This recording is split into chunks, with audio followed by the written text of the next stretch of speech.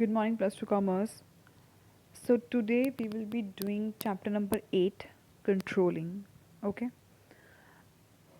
So सबसे पहले आप मुझे ये बताओ कि अगर आपको कोई कुछ कह दे और आपको गुस्सा आ जाए, गुस्सा भी ऐसा कि आप अपने आप को कंट्रोल नहीं कर पाए और उसके बीच में आपने जिस पर्सन ने आपको जो भी कुछ कहा आपने उसको बहुत मारा पीटा, ठीक है, नुकसान किया।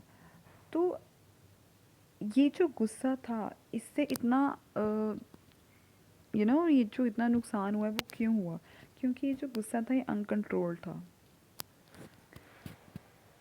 अगर आप ड्राइविंग कर रहे हो, एक तो होते हैं नॉर्मल इंसानों वाली ड्राइविंग, एक होता है कि आप ड्राइविंग कर रहे हो और आप अनकंट्रोल हो गए, आपको पता ही नहीं चला आप कहाँ जा रहे हो, ठीक है? तो क्या होगा? एक्सीडेंट होगा। तो चाहे आपका गुस्सा है, चाहे आपकी ड्राइविंग है, अगर वो अनकंट्रोल्ड है, आप कंट्रोल खुद नहीं कर पाए, क्योंकि आप ही कंट्रोल कर सकते हो कि आपकी बॉडी, आपका माइंड है, आपका ब्रेन है, कोई और नहीं करेगा। ये तो हो नहीं सकता कि ड्राइव आप कर रहे हो और आपकी ड्राइविंग कंट्रोल मैं करूँ घर पे बैठ के। This is not possible, this is all on your part. तो अगर आप अनकंट्रोल्ड हो ड्राइविंग में या एंगर में, तो उससे बहुत नुकसान होते हैं, बहुत ज़्यादा नुकसान। मे बी कभी कभी कुछ ऐसा नुकसान जो कि आप रिकवर भी ना कर पाओ, ठीक है? तो इट मीन्स कि ये जो अनकंट्रोल्ड है इसको आपने किस में कन्वर्ट करना है? कंट्रोल्ड में। इसी तरह से मैनेजमेंट में जो कंट्रोलिंग का फंक्शन है वो बहुत इंपॉर्टेंट है, और अगर आपने कंट्रोलिंग के फंक्शन को सही तरह से परफॉर्म नहीं किया तो सारा किया कराया जो पहले के फंक्शंस परफॉर्म किए या जो गोल था वो कभी भी अचीव नहीं होगा, ठीक है? कंट्रोलिंग का मीनिंग क्या है?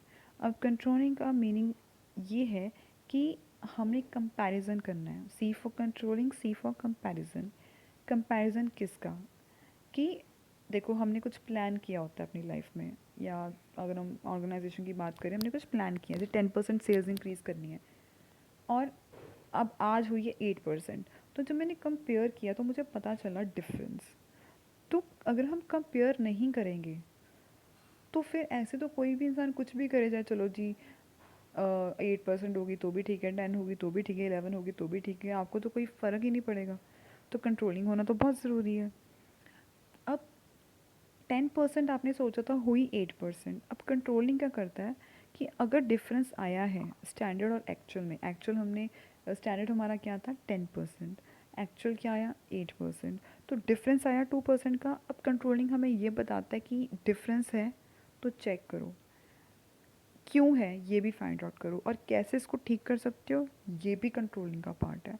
सो कंट्रोलिंग का मीनिंग ख़त्म हो गया सिर्फ इस बात से कि आपको कंपेयर करना है किसको? स्टैंडर्ड को एक्चुअल के साथ। और अगर कोई डिफरेंस आता है, जैसे सपोज करो अगर 10% मैंने सोचा और 10% ही प्रोड्यूस हुआ, फिर तो कोई बात नहीं, फिर तो बहुत अच्छी बात है, ठीक है। लेकिन अगर डिफरेंस है तो हमें डेविएशंस को फाइंड आउट करना है, मीन्स डिफरेंसेस को फाइंड आउट करना है और हम इसको कैसे ठीक कर सकते हैं ये भी। ओके। अब कंट्रोलिंग को हम, वैसे तो हम नॉर्मली ये बात बोलते रहते हैं कि ये लास्ट फंक्शन है, लास्ट फंक्शन है, बट एक्चुअल में ये बिल्कुल भी लास्ट फंक्शन ऑफ मैनेजमेंट नहीं है। क्योंकि जैसे ही कंट्रोलिंग ख़त्म होता है तो दोबारा से क्या स्टार्ट हो जाती है? प्लानिंग। तो ये पूरा एक तरह का सर्कल है, ये नेवर एंडिंग है। So you will never say and never write in the paper that it is a last function. Okay. अब यहाँ पे इसका स्कोप क्या है? मैंने आपको एग्जांपल ऑलरेडी बता दिया है कि कंट्रोलिंग का मतलब सिर्फ ये नहीं है कि कंपेयर कर लो और बात ख़त्म। रीजंस फाइंड आउट करना और उनके सॉल्यूशंस फाइंड आउट करना उतना ही इक्वली इम्पॉर्टेंट है, ठीक है? अब जब डिफरेंस आया, जैसे यहाँ पे एग्जांपल है कि 1000 यूनिट्स हमने प्लान किया था, मतलब स्टैंडर्ड आउटपुट हमारा कितना था कि 1000 यूनिट्स प्रोड्यूस होने चाहिए, ठीक है? लेकिन आए कितने, प्रोड्यूस कितने हुए? 800। अब यहाँ पे कंट्रोलिंग फंक्शन क्या ढूंढेगा कि भी इसका रीज़न क्या है? तो रीज़न हो सकता है क्या पता मशीनरी में कोई फॉल्ट हो, या हो सकता है कि वर्कर्स ही इनएफिशिएंट हो। तो फिर हमें उसके हिसाब से सॉल्यूशंस ढूंढने हैं। अगर तो मशीन में प्रॉब्लम है तो मशीन को ठीक कराओ, उसको मेंटेन करके रखो, ठीक है, रेगुलर चेक करो, फिर तो ये प्रॉब्लम सॉर्टेड हो जाएगी। अगर मशीन प्रॉब्लम नहीं है और वर्कर्स की इनएफिशिएंसी थी कि वर्कर्स अच्छे से काम नहीं कर रहे हैं, तो पहले तो ये भी देखो कि वर्कर्स अच्छे से काम क्यों नहीं कर रहे हैं। क्या वो इनएफिशिएंट है, क्या उनको काम नहीं आता? तो उनको ट्रेनिंग के लिए भेजो। अगर कोई और प्रॉब्लम है, जैसे वो मोटिवेटेड नहीं है या वो वैसे प्रॉब्लम फेस कर रही है, तो आप उनको गाइड करके भी प्रॉब्लम को सॉर्ट आउट कर सकते हो, but you have to find out the actual problem and then you have to work accordingly that, okay. अब कंट्रोलिंग के दो एस्पेक्ट्स हैं, एक स्ट्रैटेजिक कंट्रोल और दूसरा ऑपरेशनल कंट्रोल। स्ट्रैटेजिक कंट्रोल ये बताता है कि हमारी जो स्ट्रैटेजीज़ हैं वो कितनी इफ़ेक्टिव हैं, जो हमने प्लान बनाया है वो कितना इफ़ेक्टिव है। क्योंकि अगर जैसे सपोज करो मैंने 1000 बोला, प्रोड्यूस 800 हुए। अब देखो जैसे 1000 बोले मैंने और 800 प्रोड्यूस हुए। अब क्या पता कि, अब मैं हमेशा दूसरों को बिलीव नहीं कर सकती, अब क्या पता कि 1000 प्रोड्यूस हो ही नहीं सकते थे। इट मीन्स कि जो मैंने स्टैंडर्ड डिसाइड किया 1000, वो एक्चुअल में अचीवेबल है ही नहीं। ठीक है, तो ये हमें कैसे पता चलता है? Because of strategic control. कि मिस मैच जो है वो इसलिए है कि आपका प्लान ही अंडर एस्टिमेट था, आपने प्लान ही गलत किया है। ऑपरेशनल एस्पेक्ट क्या बताता है? वो फोकस करता है ऑर्गेनाइजेशन की एक्टिविटीज़ पे, चाहे मैनेजेरियल है चाहे दूसरी एक्टिविटीज़ हैं। वो ये बताता है, वो ये फाइंड आउट करके बताता है कि जो डिफरेंस आया है ये जो भी हमारी एक्टिविटीज़ हैं उसमें कोई प्रॉब्लम तो नहीं है। तो उसके हिसाब से हमें क्या करना होता है, एक्शन लेना होता है।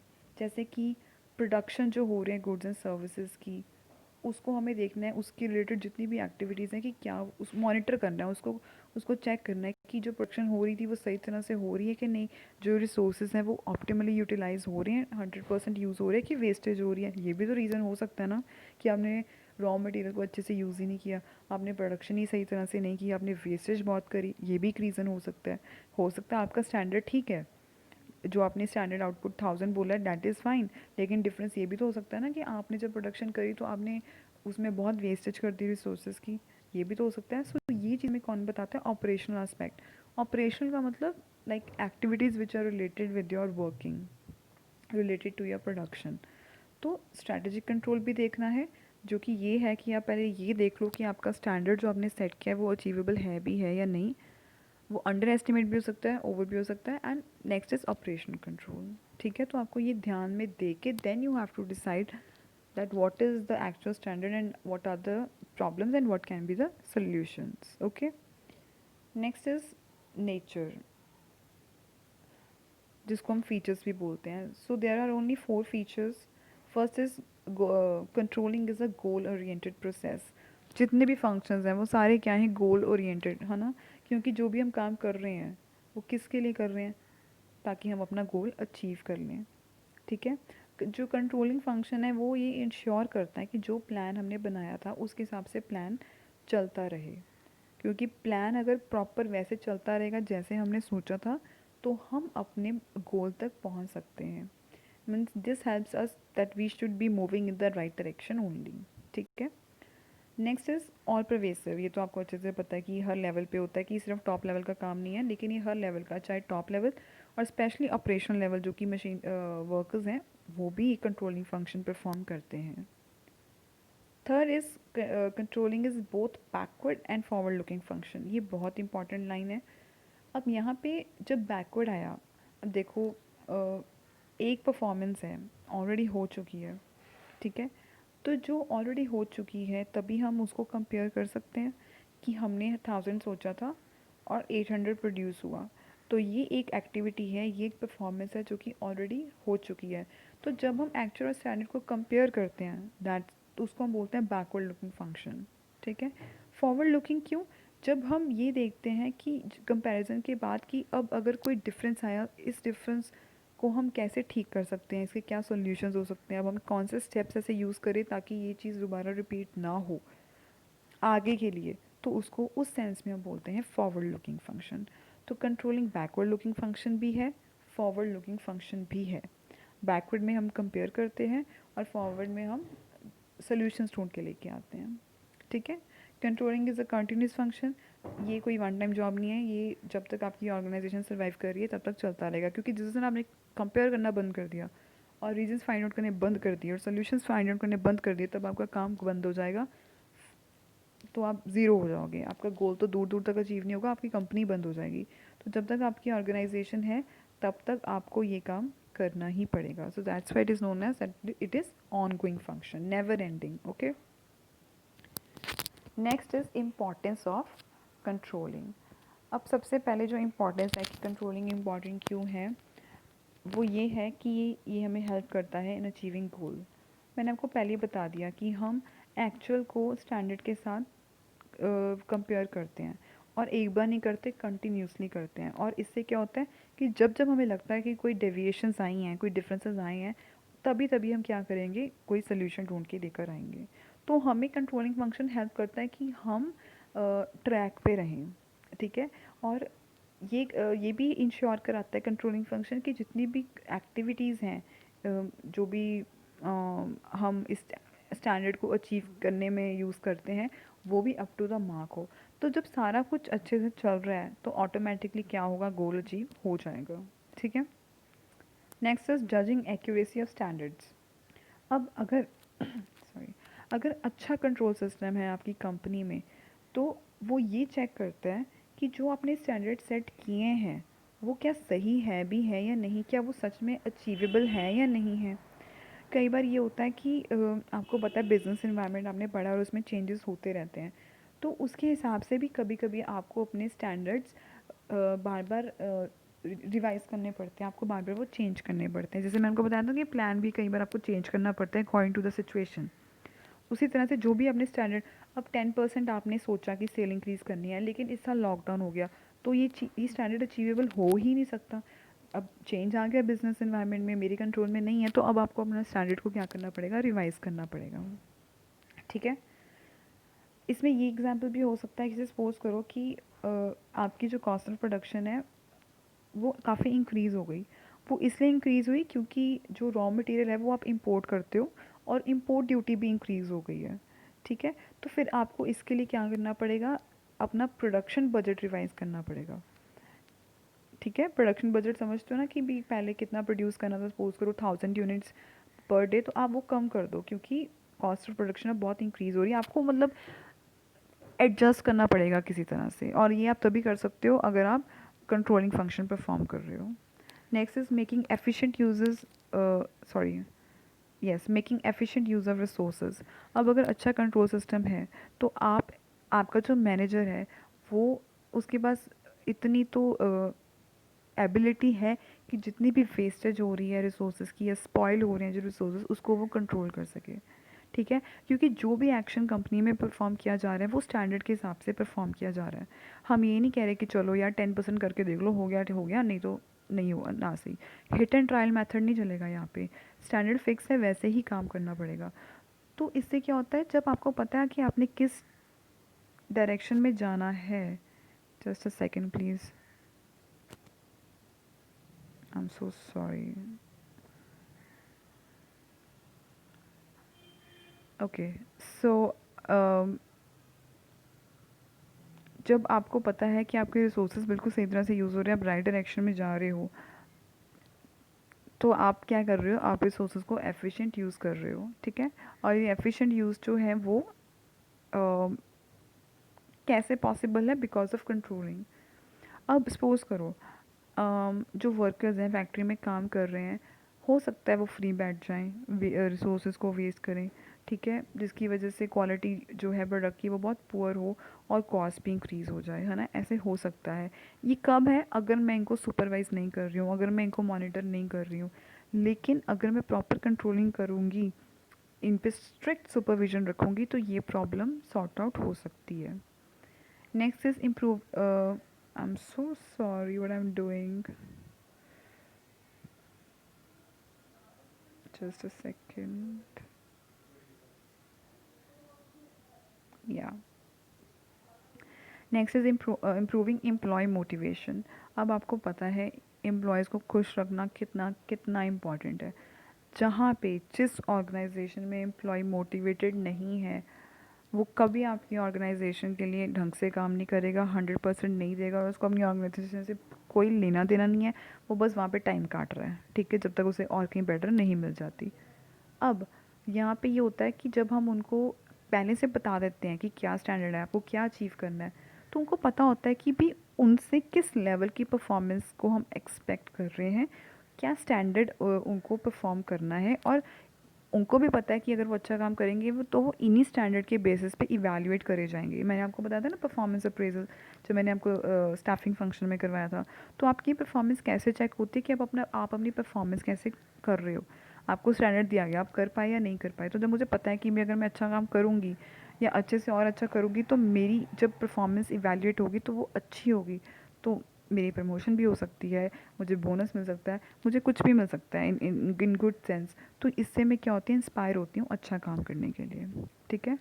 लेकिन अगर कोई स्टैंडर्ड सेट ही नहीं है, तो फिर कोई है किसी को लेना देना है, जितना मर्जी काम करो करो ना करो, लेना नहीं देना नहीं कुछ। ठीक है। Next is ensuring order and discipline. अब जब आपको पता है कि आप अपनी एम्प्लॉयज़ को मॉनिटर कर रहे हो, मतलब कंटिन्यूसली चेक कर रहे हो कि वो कैसा काम कर रहे हैं, तो ऑर्गेनाइजेशन में डिसिप्लिन क्रिएट हुआ है, कोई वेस्टेज नहीं है, हर कोई अपनी सही जगह पे बैठ के काम कर रहा है। ठीक है। तो इससे क्या होता है कि अगर वर्कर्स डिले कर रहे हैं काम में, वो नहीं होगा। अगर वो काम को मतलब suppose they want to sit free, या वो कोई फ्रॉड करना चाहते हैं, वो पॉसिबल ही नहीं है, क्योंकि वो कंटिन्यूसली मॉनिटर हो रहे हैं। तो ये पॉसिबल है only with help of controlling. पर अगर उनको देखने के लिए कोई भी नहीं है, फिर वो वेस्टेज भी करेंगे, फ्रॉड भी करेंगे, और वो अपना काम पूरा टाइम पे कंप्लीट भी नहीं करेंगे। ठीक है। Last is facilitates coordination in action. अब आपको पता है कि एक ऑर्गेनाइजेशन में बहुत सारे डिपार्टमेंट्स इंटर रिलेटेड होते हैं। जैसे एक मार्केटिंग डिपार्टमेंट है, अब उसका टारगेट है कि वो जो उसकी वीक की सेल है, उसने 100 यूनिट से प्रोड्यूस करनी है, इंक्रीज़ करनी है। ठीक है। एक वीक की सेल को उसने बाय 100 यूनिट्स और इंक्रीज़ करनी है। तो वो अकेले नहीं कर सकता, उसको ये टारगेट को फुलफ़िल करने के लिए ज़रूरी है कि वो प्रोडक्शन डिपार्टमेंट के साथ अपनी कोऑर्डिनेशन रखे। तो ऐसे जितने भी डिपार्टमेंट्स हैं वो इंटर रिलेटेड होते हैं, और उनको आपस में कोऑर्डिनेशन रखना बहुत ज़रूरी है। ठीक है। ताकि हम एक ऑर्गेनाइजेशन की स्मूथ रनिंग चले। तो ये भी सिर्फ कंट्रोलिंग से ही पॉसिबल है, क्योंकि जो भी एफर्ट है हर डिपार्टमेंट के या हर हर एम्प्लॉय के, वो हम चेक कर रहे हैं, क्योंकि हमने उनको ऑलरेडी एक स्टैंडर्ड बताया हुआ है। एम्प्लॉय को भी अपना स्टैंडर्ड पता है कितना काम एक दिन में करना है या एक वीक में करना है, और डिपार्टमेंट को भी पता है कि उनसे क्या एक्सपेक्ट किया जा रहा है, और उनसे उनका क्या स्टैंडर्ड है, और उनको कितना काम करना है स्टैंडर्ड के अकॉर्डिंगली। तो ये एक बेस बन जाता है, एक फाउंडेशन बन जाता है, जिससे हम उनको कंट्रोल कर सकते हैं। और अगर ये सही तरह से चले, तो हम अपने गोल को अचीव कर सकते हैं, वो भी बहुत successfully. Okay. So coordination helps in achieving goals, and सारी चीज़ें कि रिसोर्सेज भी वेस्ट नहीं होते, एम्प्लॉय भी मोटिवेट होता है, ऑर्डर डिसिप्लिन भी क्रिएट हो जाता है, कोऑर्डिनेशन भी होती है। तो ये सारा कुछ किसकी वजह से पॉसिबल है? Only with the help of controlling. तो कंट्रोलिंग बहुत बहुत बहुत ज़रूरी है, and this is not the last function. इसके बाद कंटिन्यूसली क्या स्टार्ट हो जाता है? प्लानिंग। ओके। इसके बाद आपका एक टॉपिक है जो कि एक्चुअल में बहुत इंपॉर्टेंट हुआ करता था, relationship between planning and controlling. और इस पे क्वेश्चन हर साल आता था, बट ये टॉपिक डिलीट हो चुका है सीबीएसई की तरफ से, so we are not doing that. इसके अलावा सिर्फ आपका एक प्रोसेस रह गया, लेकिन प्रोसेस बहुत इजी पर बहुत इंपॉर्टेंट है, थोड़ा बड़ा है। स्टेप सिर्फ 5 ही हैं, लेकिन काफ़ी डिटेल्ड है, so that I will do in next lecture. Okay. So that's all for today, and I know that you have not done chapter number 12 yet. मैं टेस्ट लेने वाली हूँ नेक्स्ट वीक में, सो जिससे तैयारी करनी है वो अपनी कर लें। ओके। कंट्रोलिंग भी मेरा कंप्लीट हो जाएगा, एंड माइट बी शायद मैं कल भी ये अपलोड कर दूँ लेक्चर, अगर आज मैं फ्री हुई तो। So you have to prepare chapter number 12 and 8 on your tips by this week, because there will be a test next week. Okay. Thank you.